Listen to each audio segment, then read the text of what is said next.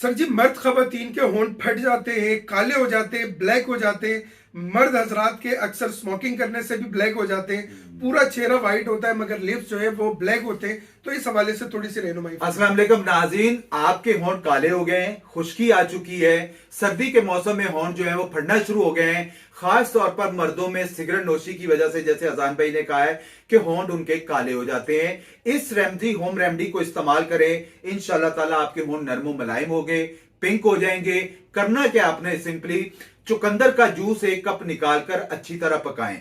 जब थोड़ा सा रह जाए तो उसमें उसको उतारकर उसमें वैसलीन, ग्लिसरीन और एलोवेरा का जेल शामिल करके इसको रख दें और रोजाना रात को अपने होंठों पर लगाएं। इंशाल्लाह ताला होंठ नरमो मुलायम हो जाएंगे, पिंक हो जाएंगे। और इस रेमडी को मैंने बेशुमार खवातीन को इस्तेमाल करवाया। अजान भाई अल्लाह पाक के फजलो करम से फौरी तौर पर उन्होंने खुद बताया कि उनको जो है वो उनके होंठ भी बेहतर हुए, जो होंठ फट जाते हैं। मैं कहता हूं इसके अलावा भी कोई प्रॉब्लम थी उनको, जैसे खुश्की हो जाती है, तो उन्होंने इस्तेमाल करा और अल्लाह पाक के फजलो करम से बहुत बेहतरी आती है।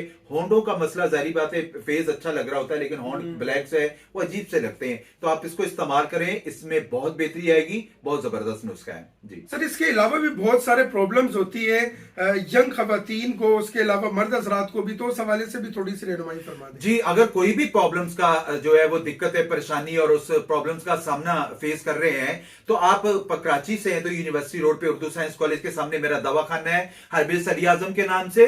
अगर आप out of city, out of country से हैं तो आप अपनी रिपोर्ट्स को शेयर कर सकते हैं। हम आपकी रिपोर्ट्स के मद्दे मुताबिक जो बेहतर से बेहतर रहनुमाई होगी।